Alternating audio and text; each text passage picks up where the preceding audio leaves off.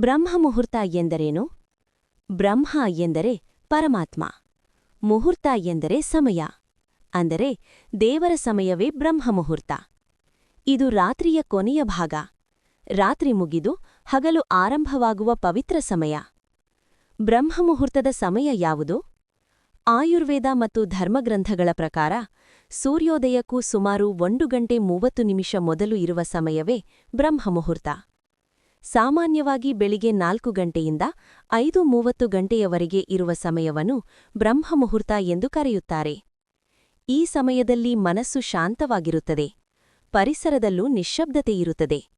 ಧ್ಯಾನ, ಜಪ, ಪಾಠ, ಅಧ್ಯಯನ ಮಾಡಲು ಇದು ಅತ್ಯುತ್ತಮ ಸಮಯ. ಬ್ರಹ್ಮಮುಹೂರ್ತದ ಮಹತ್ವ ಏನು? ಹಿಂದೂ ಧರ್ಮದಲ್ಲಿ ಈ ಸಮಯವನ್ನು ಅತ್ಯಂತ ಪವಿತ್ರವೆಂದು ಪರಿಗಣಿಸಲಾಗಿದೆ.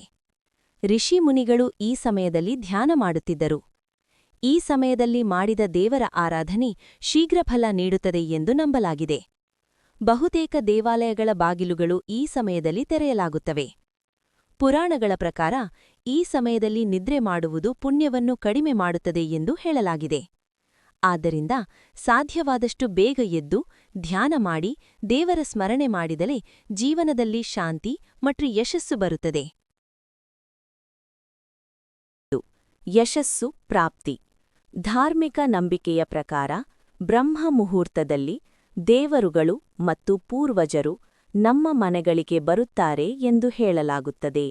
ಈ ಸಮಯದಲ್ಲಿ ದೇವರ ಪೂಜೆ ಮತ್ತು ಪ್ರಾರ್ಥನೆ ಮಾಡಿದರೆ ಜೀವನದಲ್ಲಿ ಯಶಸ್ಸು ಮತ್ತು ಶುಭ ಫಲಗಳು ದೊರೆಯುತ್ತವೆ. 2. ಒಳ್ಳೆಯ ಆಲೋಚನೆಗಳು ಮೂಡುತ್ತದೆ. ಈ ಸಮಯದಲ್ಲಿ ಪರಿಸರ ತುಂಬಾ ಶಾಂತವಾಗಿರುತ್ತದೆ, ಸಕಾರಾತ್ಮಕ ಶಕ್ತಿ ತುಂಬಿರುತ್ತದೆ. ಬ್ರಹ್ಮಮುಹೂರ್ತದಲ್ಲಿ ಏಳುವುದರಿಂದ ಮನಸ್ಸು ಶುದ್ಧವಾಗುತ್ತದೆ, ಒಳ್ಳೆಯ ಆಲೋಚನೆಗಳು ಮೂಡುತ್ತದೆ ಮತ್ತು ಉತ್ಸಾಹ ಹೆಚ್ಚಾಗುತ್ತದೆ. 3. ಆಧ್ಯಾತ್ಮಿಕ ಶಕ್ತಿ ದೊರೆಯುವುದು. ಈ ಸಮಯದಲ್ಲಿ ನಿದ್ರೆಯನ್ನು ತ್ಯಜಿಸಿ ಧ್ಯಾನ ಮತ್ತು ಜಪ ಮಾಡಿದರೆ ಆಧ್ಯಾತ್ಮಿಕ ಶಕ್ತಿ ಹೆಚ್ಚಾಗುತ್ತದೆ, ಜೀವನದಲ್ಲಿ ಸಂತೋಷ ಮತ್ತು ಮನಃಶಾಂತಿ ದೊರೆಯುತ್ತದೆ. 4. ಬ್ರಹ್ಮಜ್ಞಾನ ಪ್ರಾಪ್ತಿ. ಬ್ರಹ್ಮಮುಹೂರ್ತದಲ್ಲಿ ಧ್ಯಾನ ಮಾಡುವುದು ಸ್ವಯಂ ವಿಶ್ಲೇಷಣೆಗೆ ಉತ್ತಮ ಸಮಯ. ಮನಸ್ಸು ಏಕಾಗ್ರವಾಗಿರುವುದರಿಂದ ಆತ್ಮಜ್ಞಾನ ಮತ್ತು ಬ್ರಹ್ಮಜ್ಞಾನ ಪಡೆಯಲು ಇದು ಅತ್ಯುತ್ತಮ ಸಮಯವಾಗಿದೆ. 5. ದೈಹಿಕ ಶಕ್ತಿ ಹೆಚ್ಚಾಗುತ್ತದೆ. ಬೆಳಿಗ್ಗೆ ಬೇಗ ಎದ್ದರೆ ದೇಹದಲ್ಲಿ ತ್ರಾಣ ಮತ್ತು ಶಕ್ತಿ ಹೆಚ್ಚಾಗುತ್ತದೆ, ಇದು ದಿನಪೂರ್ತಿ ಚುರುಕುತನವನ್ನು ನೀಡುತ್ತದೆ. 6. ಹೊಸ ಶಕ್ತಿ ತುಂಬುವುದು. ಆಯುರ್ವೇದದ ಪ್ರಕಾರ ಈ ಸಮಯದಲ್ಲಿ ಶುದ್ಧ ಗಾಳಿಯನ್ನು ಉಸಿರಾಡುವುದು ದೇಹಕ್ಕೆ ಹೊಸ ಜೀವಶಕ್ತಿಯನ್ನು ನೀಡುತ್ತದೆ, ಬೆಳಗಿನ ನಡೆಗೆ ದೇಹವನ್ನು ಚೈತನ್ಯದಿಂದ ತುಂಬುತ್ತದೆ. 7. ದೇಹ ಸದೃಢವಾಗಿರುತ್ತದೆ.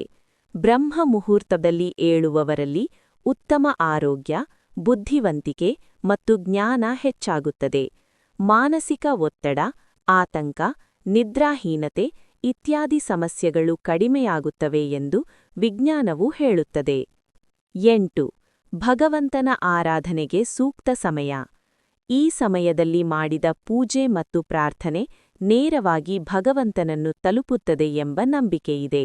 ಆದ್ದರಿಂದ ಬ್ರಹ್ಮಮುಹೂರ್ತವನ್ನು ಭಗವಂತನ ಆರಾಧನೆಗೆ ಅತ್ಯುತ್ತಮ ಸಮಯವೆಂದು ಪರಿಗಣಿಸಲಾಗಿದೆ. ಕೊನೆಯ ಸಂದೇಶ. ಪ್ರತಿದಿನ ಬ್ರಹ್ಮಮುಹೂರ್ತದಲ್ಲಿ ಎದ್ದು ಒಂದು ಸಣ್ಣ ಪ್ರಾರ್ಥನೆ ಮಾಡಿದರೂ ಸಾಕು. ನಿಮ್ಮ ಜೀವನದಲ್ಲಿ ಶಾಂತಿ, ಶಕ್ತಿ ಮತ್ತು ಯಶಸ್ಸು ಖಂಡಿತವಾಗಿ ಬರುತ್ತದೆ. ಧನ್ಯವಾದಗಳು. ಇಂತಹ ಭಕ್ತಿ ಮತ್ತು ಪ್ರೇರಣಾದಾಯಕ ವಿಡಿಯೋಗಳಿಗಾಗಿ ನಮ್ಮ ಚಾನೆಲ್ ಅನ್ನು ಸಬ್ಸ್ಕ್ರೈಬ್ ಮಾಡಿ.